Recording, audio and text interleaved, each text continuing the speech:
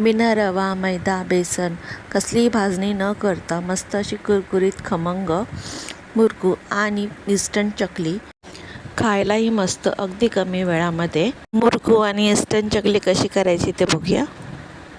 अर्ध्याने पाव वाटी उडीद डाळ घ्यायची। उडीद डाळीच्या ऐवजी तुम्ही मूग डाळचा पण वापर करू शकता, पण उडीद डाळीने चव छान लागते। 3 वेळा स्वच्छ पाण्याने धुवून घेतले। कुकरमध्ये थोडंसं मीठ आणि 2 कप पाणी टाकून 5 शिट्ट्या होतपर्यंत डाळ शिजवून घेतली मी। तांदळाचं पीठ घेतलं आहे मी आणि चकली फार कुरकुरीत होतात। 2 कप तांदळाचं पीठ घेतलं आहे। चवीनुसार मीठ, अर्धा चम्मच हिंग, अर्धा चम्मच काळी मिरी, जिरं आणि भरपूर असे काळे तीळ।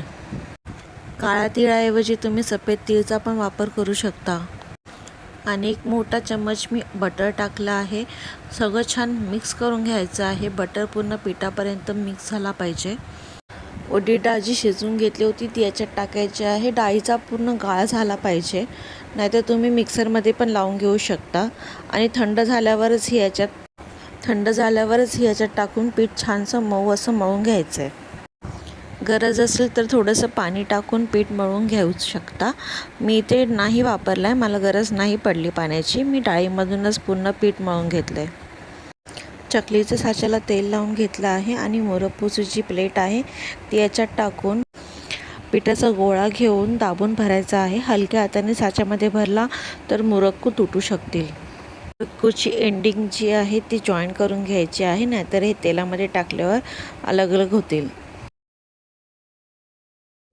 सगळे मुरक्कू करून घेतले पहिला आणि तेल तापायला ठेवलं आहे। तेल जास्त गरम व्हायला पाहिजे। गरम गरम तेलामध्ये मुरक्कू टाकून गॅस कमी करायचा आहे। 2 मिनिटासाठी हे कमी गॅसवर तळून घ्यायचे आणि मग परत गॅस फास्ट करून 1 मिनिटासाठी तळून घ्यायचे आहेत।